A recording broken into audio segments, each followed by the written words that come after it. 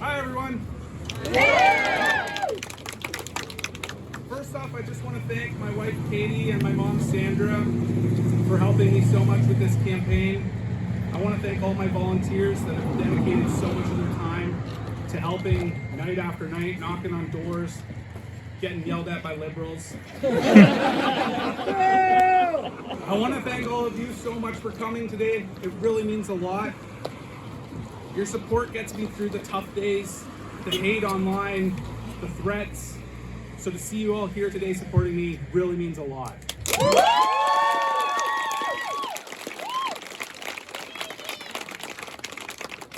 For those of you who don't know me, I grew up in Guelph. I've lived here for most of my life. My dad was an entrepreneur in the community. He designed and manufactured ergonomically friendly, environmentally friendly safety matting systems until he passed away in 2014.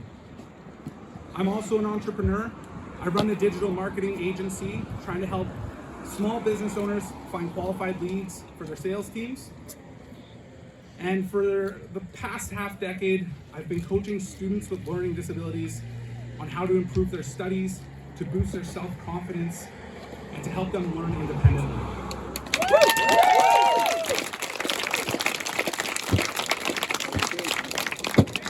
In university, I was the campus coordinator for the Justice Center for Constitutional Freedoms. I was also the campus coordinator for the Taxpayers Federation. And I was the president of Laurier Students for Liberty, where we fought for freedom of speech on campus. Great job!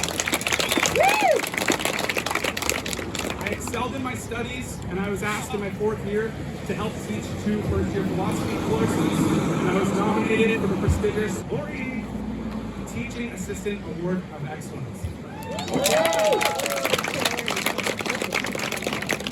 While taking a full course load and leading the way in my extracurriculars, I also worked 3 part-time jobs to help take care of my family after my dad passed.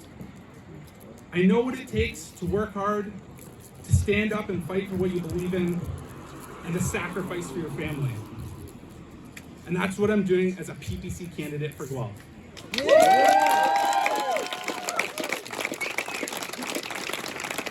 I'm fighting for all of our families so that we can continue to live in a country that we are proud to call home. This is my first time running in a federal election. I'm not a career politician like the other guys, but I am a concerned Guelphite, and I want the best for my fellow Canadians.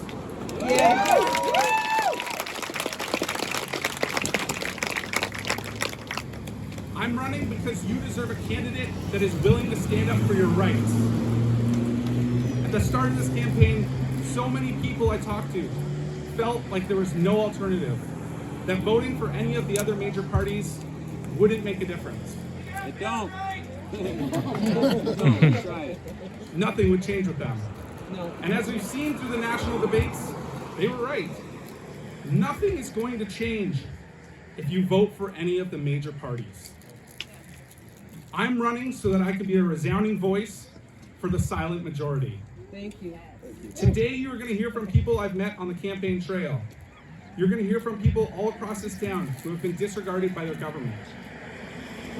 All they want is for their government to put them first. And that's what I'm fighting for, to put Canadians first. Yes. Imagine the good we could do in this country by keeping more of our tax dollars in Canada. Right? We can change a lot of lives by changing the way our government spends our money. Absolutely.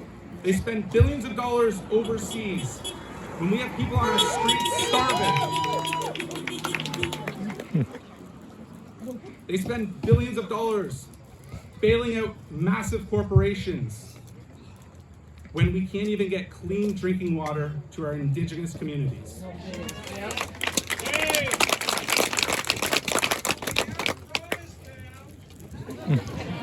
The Liberal government spent $157,000 on the artwork for their budget book. Give me a break. Yet we have people on disability in our community that are forced to spend 90% of their income on rent. We could help a lot of people by lowering the tax rate for our lowest earners.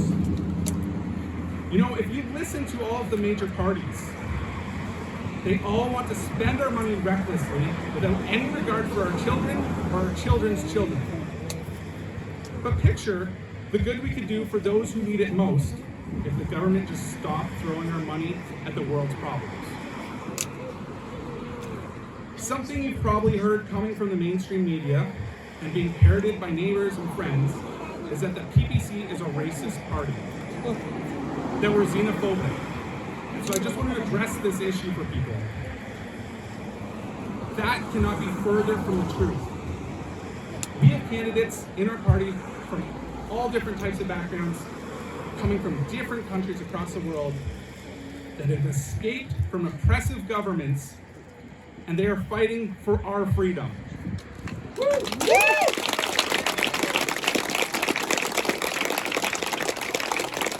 They understand where we're headed. So we have nothing against immigrants, but we need to face the facts. Canada has a major housing crisis. Many people my age cannot afford to buy a home in Guelph. We can barely afford rent. A single bedroom rental in Guelph is over $1,700 a month now. Now this is a basic problem of supply and demand. When supply is low and demand is high, the price skyrockets. We need to cut some of the red tape that is preventing us from building more houses. We need to stop selling our land and housing to foreign investors. And we cannot afford to follow in the Liberals' trail of bringing in over 400,000 new Canadians every year when we don't have the infrastructure to support them. We think there's a healthcare crisis now, but just imagine if we keep on this trail. That's why a PPC government would lower the immigration rate to somewhere around 150,000 of skilled workers every year. This would help ease some of the pressure on the housing market and our healthcare system. One of the key issues many of us in Guelph care deeply about is the environment. We've been beating ourselves up over pollution, green energy, climate change. I think it's time that the people of Guelph give themselves a pat on the back. Through personal responsibility, we have made an impact. We've recycled more. We care for agriculture and we respect conservation lands. People are biking to work, and businesses are accommodating and promoting this passion for the environment. The government never had to force us to take this action. It's just something we do. We don't need the government to tax us into poverty when we are not to blame for the world's pollution. That's right, Mike. You should all feel good about yourselves and the impact you're making out of your own free will. And I want to share this pride and passion for the environment across Canada when I'm elected. We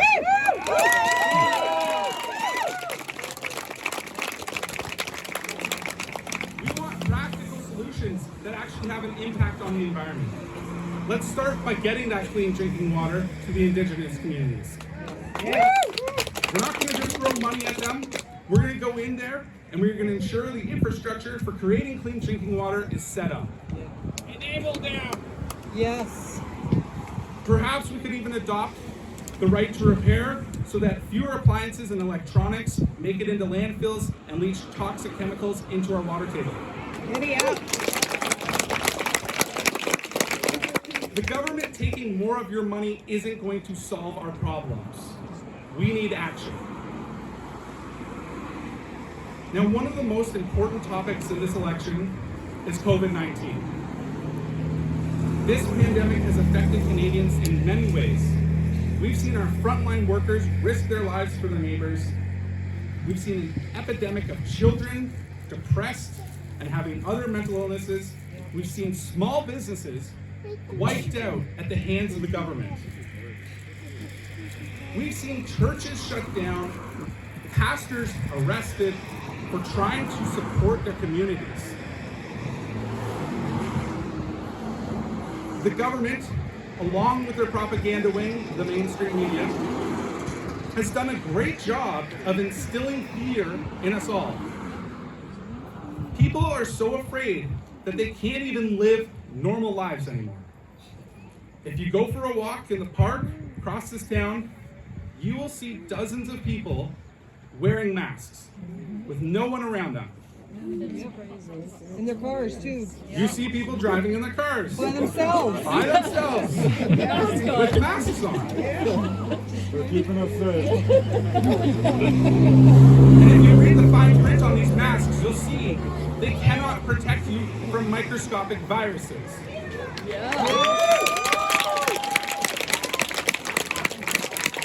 And of course, this makes sense. Or else we would see a massive drop in infection rates in the places that have adopted the mask. But we don't. Now this is concerning to me for two reasons. The first is that there is no indication that these masks are ever going away. They promised after 2 jabs it would be over, but it's not. You deserve the right to choose whether you want to wear a mask.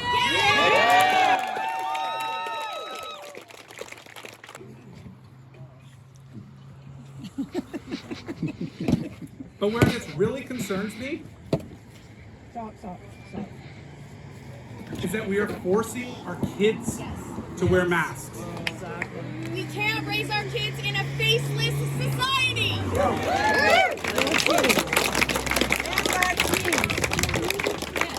We have had 16 kids die from COVID since the start of the pandemic.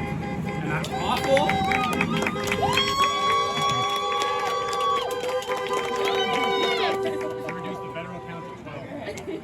No, seriously, on Health Canada, they reduced the federal count to 12%. It's awful that those 16 children lost their lives, and I feel terribly for the families. But the truth is, we are sacrificing our kids' childhoods because adults are afraid. Wasn't even COVID, they just say it's Language COVID. development, their ability to bond. They try to use emotional stories of protecting grandma. My grandparents are in their 90s, and they tell me they're not afraid to die. They would rather live out their remaining years going out and visiting with friends and family than being stuck inside their retirement home.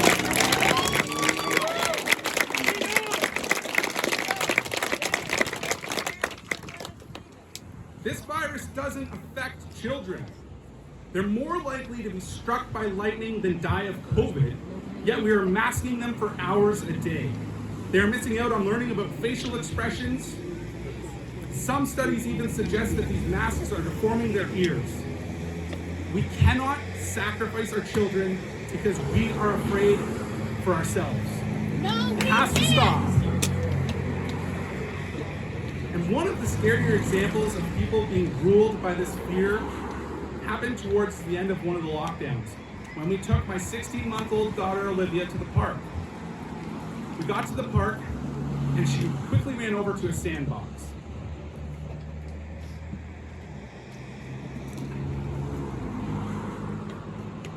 You know, she had this sort of, this just beautiful expression on her face at the first time she had ever felt sand between her toes. And it's amazing to be a parent and watch your child experience everything for the first time. The next thing she did was she grabbed a shovel from the sandbox and she began to dig. But as soon as she did that, another father ran up, grabbed the shovel from her, and he said to her, "That's our shovel, and we don't want to share germs."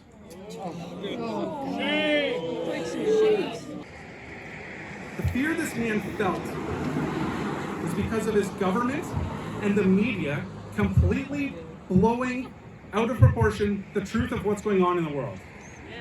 And I do not want my daughter to live in a world dominated by unreasonable fear.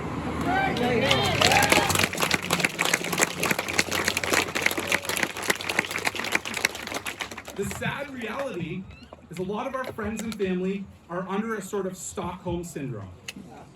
They identify with their captors, the government. They cannot believe that they would be lied to, and they hold on to every false belief because it comforts them. Although this is sad, it's okay because that's their choice.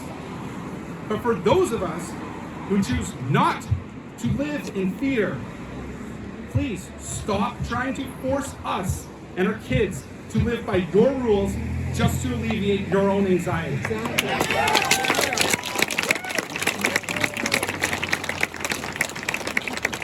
All of the other parties are pushing for vaccine mandates and vaccine passports. They want to take away your right to bodily autonomy. They want to create a two-tiered system based on medical segregation. A vote for any other party means you are choosing a future for Canada which resembles nothing of the Canada our veterans fought so hard to defend.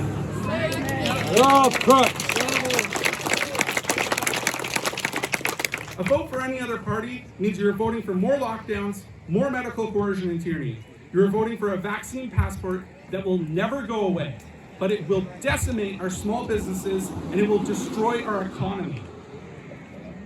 If I'm elected, I pledge to end government-mandated lockdowns, to protect businesses from unfair closures, to keep places of worship open, to defend your right to bodily autonomy, to uphold your freedom to criticize your government and its officials without fear of censorship.